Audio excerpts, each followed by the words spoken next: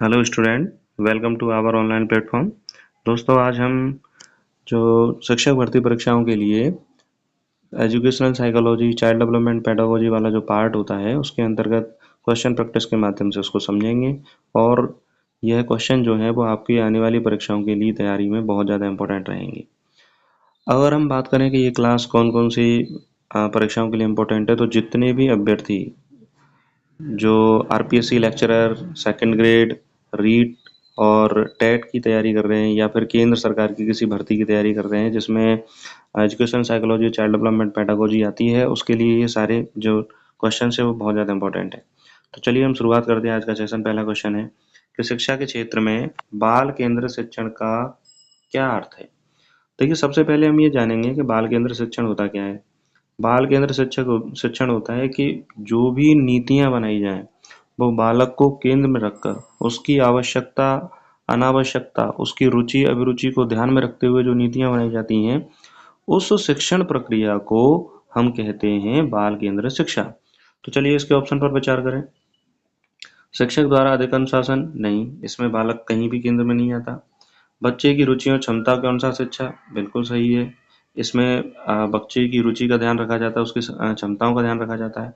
पाठ्यक्रम पर जोर, पाठ्यक्रम बालक की रुचि के अनुसार बनाया जाता है, लेकिन बनाने वाला कौन होता है? शिक्षक होता है। केवल परीक्षा परिणाम पर ध्यान, तो परीक्षा परिणाम भी बाल केंद्र शिक्षा का शिक्षण का कोई भी आधार नहीं है। तो इसका राइट आंसर क्या हो जाएगा? इसका राइट आंसर होगा बी। इसका राइट आंसर क्या हो जाएगा? बी। नेक्स्ट क्वेश्चन के बारे में बात करें तो किसी परीक्षा में पर्यावरण अध्ययन का उद्देश्य क्या है। देखिए, मान लीजिए कोई भी परीक्षा है या कोई शिक्षण प्रक्रिया है, और शिक्षण प्रक्रिया में हम पर्यावरण अध्ययन जो टॉपिक है, एनवायरमेंटल स्टडी को हम पढ़ा रहे हैं बच्चे को, तो उसका उद्देश्य क्या है? छात्रों को पर्यावरण की जानकारी देना। देखिए, जानकारी तो दी जाती है लेकिन इसका उद्देश्य नहीं हो सकता केवल की जानकारी ही देना उसका पर्यावरण अध्ययन का उद्देश्य होगा, तो ये उसका आंसर नहीं हो सकता। छात्रों को पर्यावरण से संबंधित केवल थ्योरी पढ़ाना। अब देखिए, छोटे बच्चे हैं, केवल उनको थ्योरी ही पढ़ाई जाए, उनको कुछ व्यावहारिक एक्टिविटी ना कराई जाए तो भी उनको ज्ञान प्राप्त नहीं होगा, तो ये भी ऑप्शन नहीं होगा। छात्रों को सामाजिक जागरूकता विकसित करना। देखिए, यहाँ पर एक इम्पोर्टेंट बात ये होती है कि आप जब छोटी क्लासेज की पर्यावरण अध्ययन की किताब को देखेंगे तो ना केवल उसमें एसएसटी वाला पार्ट होगा, साइंस वाला पार्ट होगा, पेड़ पौधों से संबंधित बातें होंगी और समाज से संबंधित बातें भी होंगी। तो पर्यावरण का मतलब होता है किसी भी बच्चे का जो आसपास का वातावरण होता है वो वास्तव में क्या होता है? समाज होता है। तो पर्यावरण अध्ययन का मुख्य जो उद्देश्य होता है वो छात्रों में सामाजिक जागरूकता को विकसित करना होता है। तो ये सी सही है।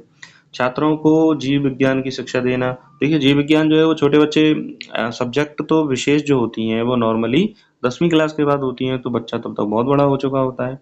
तो छात्रों को, छोटे बच्चों को तो जीव विज्ञान की प्रॉपर जानकारी देना पर्यावरण शिक्षण का उद्देश्य नहीं है। तो इसका जो राइट आंसर होगा वो कौन सा होगा? सी। नेक्स्ट क्वेश्चन के बारे में अगले क्वेश्चन के बारे में बात करें कि शिक्षण के किस मॉडल में छात्र को केंद्र में रखा जाता है। तो अभी अभी मैं चर्चा कर रहा था कि ऐसी शिक्षण प्रक्रिया जिसमें छात्र को ध्यान में रखते हुए नीति निर्माण किए जाएं, तो उसे हम क्या बोलते हैं? बाल केंद्रित शिक्षा बोलते हैं। तो पहला ऑप्शन है इसमें परंपरागत शिक्षण मॉडल, ये नहीं होगा।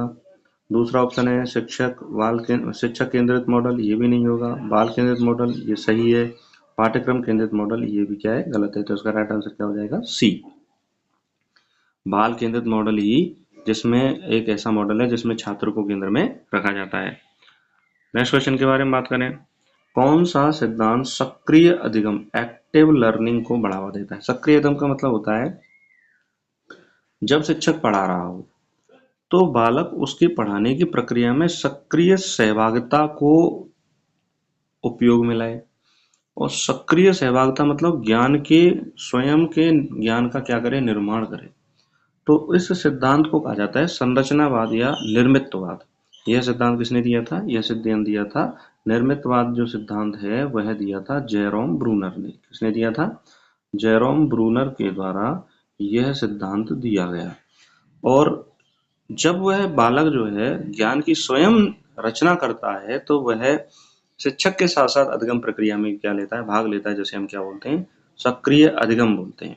तो देखिए, व्यवहारवाद थांडाई का सिद्धांत है, यह नहीं होगा। संरचनावाद जेरोम ब्रूनर, ये राइट है। निष्क्रिय अधिगम नहीं होगा। अनुप्रस्थ शिक्षा नहीं। अनुप्रस्थ शिक्षा का मतलब होता है कि जो आपने सीखा है उसका उपयोग किसी दूसरी जगह करना, उसे हम क्या बोलते हैं? अनुप्रयुक्त शिक्षा। तो इसका राइट आंसर हो जाएगा संरचनावाद, और संरचनावाद को निर्मितवाद कहते हैं, और जिसके जनक कौन है? Jerome Bruner. नेक्स्ट क्वेश्चन है, बाल मनोविज्ञान में संज्ञानात्मक विकास का सिद्धांत किसने दिया? तो इसको एक ट्रिक के माध्यम से याद रखो, जीन का विकास। क्या? जीन का विकास। तो जीन पियाजे ने संज्ञानात्मक विकास, कॉग्निटिव डेवलपमेंट पर बात की। जीन पियाजे ने किस पर बात की? कॉग्निटिव डेवलपमेंट पर जीन पियाजे ने क्या की? बात की। तो संज्ञानात्मक विकास का सिद्धांत किसने दिया? जीन पियाजे ने दिया है संज्ञानात्मक विकास का सिद्धांत। नेक्स्ट हम बात करें सेंसिटिव पीरियड, संवेदनशील अवधि किसके विकास में महत्वपूर्ण होती है? संवेदनशील अवधि जो होती है, सेंसिटिव पीरियड, यानी कि जिस अवस्था में बालक जो है ज्यादा ग्रहण करता है, प्रारंभिक रूप में किसी भी चीज को देखता है। आप देखते होंगे छोटे बच्चे जो होते हैं, जैसी भाषा आप बोलते हो वैसे ही छोटे बच्चे हैं वो बोलने लग जाते हैं, तो वही सेंसिटिव पीरियड होता है। तो यह वास्तव में भाषा विकास में सहयोग देता है। तो इसका राइट आंसर क्या हो जाएगा? भाषाई विकास। क्या हो जाएगा? भाषाई विकास। नेक्स्ट क्वेश्चन है, प्राथमिक स्तर पर बच्चों में रचनात्मकता को बढ़ावा देने का सर्वोत्तम तरीका क्या है? रचनात्मकता का मतलब होता है कि वह अपने ज्ञान की स्वयं रचना करें, सक्रिय भागीदारी को वह निभाएं, और स्वयं सोचें, स्वयं विचारें, और स्वयं कल्पना शक्ति के माध्यम से सीखें। तो ये उन्हें सही उत्तर देने के लिए प्रेरित करना, ये रचनात्मकता नहीं होती है, ये तो प्रेरणा हो गई। उनकी कल्पना शक्ति और स्वतंत्र सोच को बढ़ावा देना, ये बिल्कुल सही बात है, रचनात्मकता होती है। कक्षा में अनुशासन बढ़ाना, कक्षा में अनुशासन बढ़ाना रचनात्मकता नहीं होती, क्योंकि वहां पर बालक क्या होता है? स्वयं गिर जाता है, टीचर के अकॉर्डिंग काम करता है। और उन्हें अधिक होमवर्क देना, तो होमवर्क भी जो होता है वो मानसिक तनाव का कारण बन जाता है कई बार। तो यह भी रचनात्मकता की तरीका नहीं हो सकता। तो इसका राइट आंसर क्या हो जाएगा? बी। अगला क्वेश्चन है, एक शिक्षक द्वारा बच्चों में सीखने की प्रक्रिया का मूल्यांकन करने का सबसे उपयुक्त तरीका कौन सा है? यानी कि कोई शिक्षक जो है वो किस तरह से ये जान पाएगा कि बच्चा सीखा है? तो देखिए, वर्तमान में एक कंसेप्ट अपनाया जा रहा है कि मान लीजिए आप बीच बीच में शिक्षण प्रक्रिया कर रहे हो, और शिक्षण प्रक्रिया करते करते बीच में टेस्ट कीजिए। उस टेस्ट में बच्चों के अंकों को देखिए, यदि कम अंक आ रहे हैं तो उसका आकलन कीजिए, आकलन करके फिर उसमें सुधार कीजिए, फिर सुधार करके फिर उसको पढ़ाइए। फिर इस तरह से वर्ष भर ये प्रक्रिया चलती रहती है। आप देखते होंगे फर्स्ट टेस्ट होता है, सेकंड टेस्ट होता है, फिर अर्धवार्षिक परीक्षाएं होती हैं, थर्ड टेस्ट होता है, फिर वार्षिक परीक्षा होती है। यानी कि लगातार पेपर भी देने पड़ते हैं, और बच्चों की क्या होती है? जांच परख भी होती रहती है। तो इस पूरी प्रणाली को कहा जाता है continuous and cumulative evolution, CCE कहा जाता है। क्या कहा जाता है? CCE कहा जाता है, निरंतर एवं व्यापक मूल्यांकन। तो इसका राइट आंसर क्या हो जाएगा? सी, निरंतर एवं व्यापक मूल्यांकन। नेक्स्ट क्वेश्चन है, पर्यावरण अध्ययन में सतत विकास का क्या अर्थ है? Sustainable development. देखिए, सस्टेनेबल डेवलपमेंट का मतलब ये होता है कि हम पर्यावरण का उपयोग इस तरीके से करें कि ना तो पर्यावरण को कोई हानि पहुंचे, यानी प्रदूषण भी ना हो, ना पेड़ पौधों को काटा जाए, और भविष्य में हम उन जो प्राकृतिक संसाधन है उनको भी बचाकर रखें। तो उसे हम बोलते हैं सस्टेनेबल डेवलपमेंट। यानी कि वर्तमान समय की सोचना और भविष्य के काल की भी सोचने को, प्रक्रिया को हम क्या कहते हैं? सस्टेनेबल डेवलपमेंट कहते हैं। तो संसाधनों का अधिकतम दोहन, ये गलत है, क्योंकि दोहन ज्यादा होगा तो हमारा पर्यावरण वैसे ही नुकसान होगा। वर्तमान और भविष्य दोनों के संसाधनों का संरक्षण बिल्कुल सही है। केवल वर्तमान की आवश्यकता पूरा करना नहीं, इसमें भविष्य को भी सोचा जाता है। उद्योगों का विकास से भी पर्यावरण की क्या होती है? हानि होती है। तो इसका राइट आंसर क्या हो जाएगा? बी। नेक्स्ट क्वेश्चन के बारे में बात करें, बच्चों में भाषा कौशल को बढ़ावा देने के लिए शिक्षक को किस विधि का उपयोग करना चाहिए? देखिए, बात आ रही है बच्चे, तो बच्चे में भाषा कौशल का विकास होगा, तो भाषा कौशल का विकास कैसे हो सकता है? कि बार बार उस बच्चे से उस भाषा को बुलवाया जाए। तो वह जब बुलवाया जाएगा तो उस भाषा में बच्चा क्या करेगा? संवाद करेगा। तो संवाद के माध्यम से उस भाषा को सिखाया जा सकता है। तो व्याकरण आधारित पद्धति बच्चों पर लागू नहीं होती। क्यों नहीं होती? क्योंकि बच्चा व्याकरण को नहीं जानता है। व्याकरण आधारित पद्धति तो बड़ों के लिए लागू हो सकती है। तो ये आंसर नहीं होगा।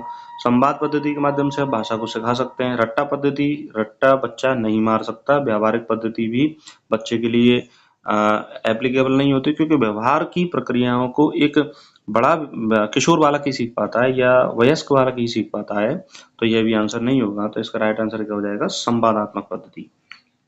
क्या हो जाएगा? संवादात्मक पद्धति। अगले क्वेश्चन के बारे में बात करें कि कौन सा सिद्धांत बच्चों में सीखने की प्रक्रिया को बढ़ावा देता है? कौन सा सिद्धांत बच्चों में सीखने की प्रक्रिया को बढ़ावा देता है? तो देखिए, बालक, बात आ रही है बच्चों की आ रही है, तो बालक जो है वह सबसे पहले अपनी माँ से सीखता है, फिर परिवार से सीखता है, तो अर्थात बालक समाज में रहकर सबसे ज्यादा सीखता है, और समाज में रहकर बालक अपने ज्ञान का स्वयं निर्माण करता है। तो इसका मतलब ये हो जाएगा कि सामाजिक निर्मितवाद के अंतर्गत बच्चा जो है वो आसानी से सीख सकता है। तो इसका राइट आंसर क्या हो जाएगा? डी, सामाजिक निर्माणवाद या निर्मितवाद। नेक्स्ट क्वेश्चन के बारे में बात करें, किसी परीक्षा में प्रकृति पर आधारित शिक्षण का क्या उद्देश्य है? प्रकृति का मतलब होता है जो हमारे आसपास के पेड़ पौधे हैं, प्रकृति का मतलब होता है नदी सरिताएं हैं, प्रकृति का मतलब होता है पर्वत पठार पहाड़ हैं। तो इनके बारे में बच्चे को जानकारी देना और उनके संरक्षण की प्रक्रिया को बढ़ावा देना। छात्रों को प्रकृति से जोड़ना गलत, केवल प्रकृति पर आधारित थ्योरी पढ़ाना ये भी गलत है। बच्चों को आउटडोर गतिविधियों में शामिल करना, ये देखिए आउटडोर गतिविधियों में शामिल करने से तो बच्चा सीखेगा तो सही, लेकिन प्रकृति की बात यहाँ पर नहीं आएगी। तो लर्निंग बाय डूइंग वाला सिद्धांत यहाँ पर एप्लीकेबल हो जाएगा। तो इसका आंसर ये नहीं होगा। छात्रों को पर्यावरण संरक्षण का महत्व समझाना, देखिए प्रकृति के बारे में पढ़ाना का मूल उद्देश्य यही होता है कि छात्रों को पर्यावरण के बारे में बताना और उसका संरक्षण कैसे किया जा सकता है इस बारे में भी बताना, क्या है प्रकृति का संरक्षण है। तो इसका राइट आंसर क्या हो जाएगा? डी। अगले क्वेश्चन के बारे में बात करें, शिक्षण में कौन सा दृष्टिकोण अधिक प्रभावी माना जाता है? कौन सा दृष्टिकोण अधिक प्रभावी माना जाता है? तो देखिए, मान लीजिए कि शिक्षण प्रक्रिया जब चल रही है तो शिक्षक छात्र को पढ़ा रहा है। शिक्षक किसको पढ़ा रहा है? छात्र को पढ़ा रहा है। तो शिक्षक ज्ञान को छात्र को प्रदान करे और छात्र भी उसकी सहभागिता में प्रश्न पूछे और वह अपने उत्तरों को जाने। तो इसका मतलब क्या होगा कि सक्रिय सहभागिता होनी चाहिए। तो एक तरफा संवाद गलत, सक्रिय सहभागी संवाद बिल्कुल सही है। केवल पाठ्यक्रम पढ़ाना ये भी गलत है। परीक्षा की तैयारी पर जोर देना ये भी गलत है। यानी कि सबसे अच्छा जो प्रभावी दृष्टिकोण होगा वह होगा सक्रिय भागीदारी, और संवाद के माध्यम से छात्र जो है वो बहुत अच्छा सीख सकता है। नेक्स्ट क्वेश्चन के बारे में बात करें, प्राथमिक स्तर पर, ध्यान दीजिए ये इंपॉर्टेंट लाइन है। प्राथमिक स्तर पर बच्चों में कौन सी विधि सबसे अधिक प्रभावी मानी जाती है? हमने प्राथमिक स्तर मतलब 1 से लेकर 5वीं तक का जो स्तर है वो उस स्तर पर बच्चा किस तरह से ज्यादा सीख सकता है। क्रियाकलाप आधारित बिल्कुल सही है। व्याख्यान आधारित बड़े बच्चों के लिए एप्लीकेबल होती है। परीक्षा आधारित ये भी बड़े बच्चों के लिए एप्लीकेबल, पाठ्य पुस्तक आधारित बड़े बच्चों के लिए एप्लीकेबल होती है। तो इसका मतलब क्या होगा? क्रियाकलाप आधारित, यानी बच्चों को, छोटे बच्चों को क्रियाकलाप एक्टिविटी, आप देखते होंगे खेल खेल में बच्चों को जो सिखाया जाता है, तो उसका उद्देश्य ये होता है लर्निंग बाय डूइंग, बच्चा स्वयं करे और स्वयं सीखे। तो क्रियाकलाप आधारित शिक्षण प्रक्रिया के द्वारा प्राथमिक स्तर पर बच्चा बहुत अच्छे तरह से सीख सकता है। अगला क्वेश्चन है, बाल विकास में सामाजिक सांस्कृतिक सिद्धांत किसने दिया? देखिए, सामाजिक सांस्कृतिक सिद्धांत के जनक हैं लेव वाइगोत्स्की। कौन है? लेव वाइगोत्स्की। तो इसका आंसर क्या हो जाएगा? बी। संज्ञानात्मक सिद्धांत किसने दिया है? संज्ञानात्मक सिद्धांत दिया है जीन पियाजे ने। संज्ञानात्मक सिद्धांत किसने दिया है? जीन पियाजे ने। थॉर्नडाइक ने कौन सा दिया है? थॉर्नडाइक ने दिया है प्रयास एवं त्रुटि का सिद्धांत। कौन सा दिया है? प्रयास एवं त्रुटि का सिद्धांत।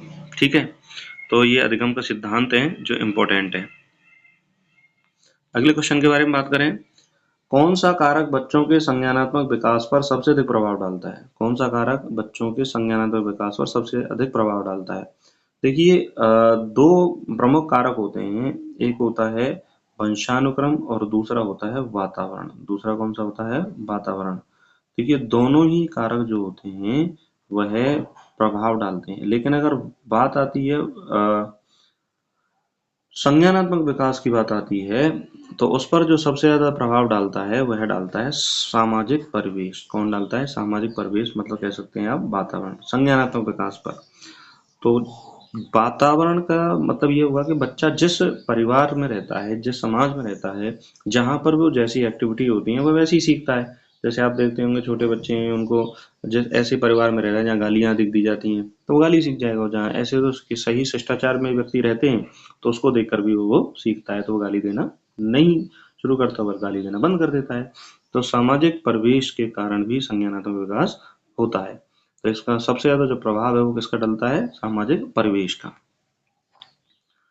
आगे हम बात करें किस विधि का प्रयोग प्राथमिक कक्षाओं में छात्रों के बीच सहयोगात्मक अधिगम को बढ़ावा देने के लिए किया जाता है। यानी ऐसी कौन सी विधि है जिसमें जो छात्र हैं प्राथमिक स्तर पर एक दूसरे के साथ सहयोग करते हुए सीखें। समूह कार्य का मतलब हुआ कि छात्रों को एक साथ बिठाकर उनको कोई एक ही एक्टिविटी कराना। तो एक ही एक्टिविटी कराएंगे तो वो सभी लोग उसमें सक्रिय भागीदारी अपनाएंगे, तो सहयोग भी करेंगे, तो ये सही हो जाएगा। व्याख्यान में ये व्याख्यान का मतलब होगा कि भाई शिक्षक पढ़ा रहा है, छात्र सुन रहे हैं, तो वहां पर सहयोगात्मक अधिगम नहीं होगा। रट्टा लगाना प्राथमिक स्तर पर एप्लीकेबल नहीं होता है। व्यक्तिगत कार्य में भी सहयोगी कार्य नहीं हो सकता, क्योंकि व्यक्तिगत कार्य का मतलब होगा कि अकेला छात्र कोई कार्य करे। तो इसका राइट आंसर क्या हो जाएगा? समूह कार्य। राइट आंसर क्या होगा? समूह कार्य। नेक्स्ट क्वेश्चन की बात करें, समावेशी शिक्षा इंक्लूसिव एजुकेशन का उद्देश्य क्या होता है? इंक्लूसिव एजुकेशन का उद्देश्य होता है, देखिए आप बहुत सारे बच्चे होते हैं जो विशेष आवश्यकता वाले बच्चे होते हैं, जिसमें मंद बुद्धि बालक होते हैं, शारीरिक रूप से अक्षम बच्चे होते हैं। तो यानी उनको सामान्य बच्चों के साथ यदि पढ़ाया जाएगा तो वह अपने आप को हीन और गिरा हुआ महसूस नहीं करेंगे, अपने आप को बहुत अच्छा महसूस करेंगे और वह सीखने की ओर प्रोत्साहित होंगे। तो हम कह सकते हैं कि विशेष आवश्यकता वाले बच्चों को मुख्य धारा में लाने के लिए समावेशी शिक्षा का प्रावधान किया गया है। हमारे आरटी 2009 के अंतर्गत भी किया गया है, एनसीएफ 2005 के अंतर्गत भी समावेशी शिक्षा की बात कही गई है। तो और नई एजुकेशन पॉलिसी में समावेशी शिक्षा पर भी क्या दिया गया है? जोर दिया गया है। तो इस पहला ऑप्शन है विशेष आवश्यकता वाले बच्चों को मुख्य धारा में लाना, तो ये राइट आंसर हो जाएगा।